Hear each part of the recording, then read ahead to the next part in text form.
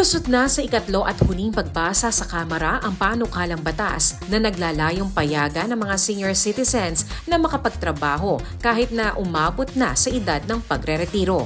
Ang House Bill No. 10985 o ang Employment Opportunities for Senior Citizens and Private Entities Incentives Act ay aprobado sa pamamagitan ng 173 na boto. Sinabi ni Speaker Martin Romualdez, dapat bigyan pa rin ng pagkakataon ng mga lolo at lola na maging produktibong mga mamamayan sa pamamagitan ng pagbibigay ng trabaho, lalo na kung kaya pa nilang kumilos.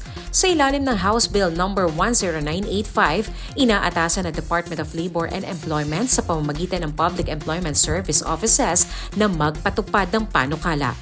Maaaring pasukan ng mga senior citizens sa mga trabaho gaya ng clerical o secretarial works, consultancy, cleaning o janitorial services, event organizing, teaching, kitchen help, sales assistance, business process outsourcing at iba pang volunteer.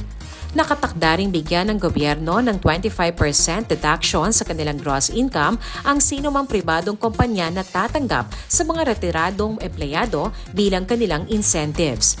Bukod dito ay magiging libre na rin ang pagkuha ng mga seniors ng mga dokumento para sa pag-a-apply ng trabaho tulad ng birth certificate, police clearance at medical certificate.